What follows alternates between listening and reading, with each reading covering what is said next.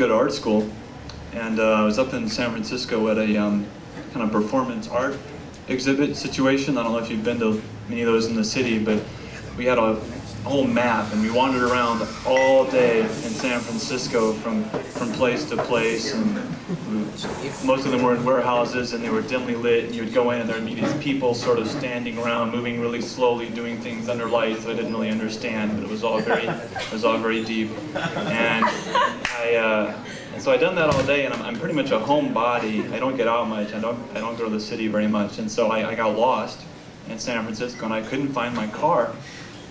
And I ended up wandering, and it started to get dark.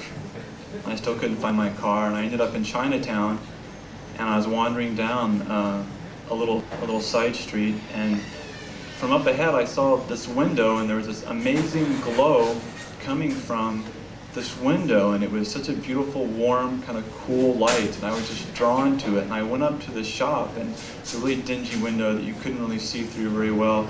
And I looked in, and I could just see, like, you know, a counter, and behind the counter, hanging by hooks, were these little angels. And I mean, they were like complete little people with wings. And I couldn't help myself, really. I went into the shop, and there was really, I mean, it was dark, and it was really filthy, and there was a little guy behind the counter, and white hair, and a lot of wrinkles, and a little beret, actually.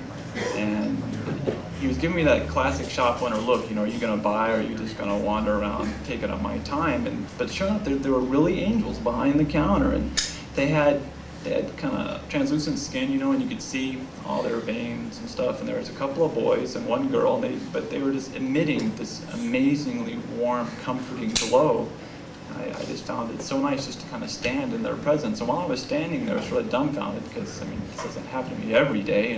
And this guy comes running in, and he's like, Jack, you know, I need 2 more angels. The ones you sold me last week, they're already dead, you know, and so I gotta have 2 more, because business has dropped through the floor, and I need the angels now.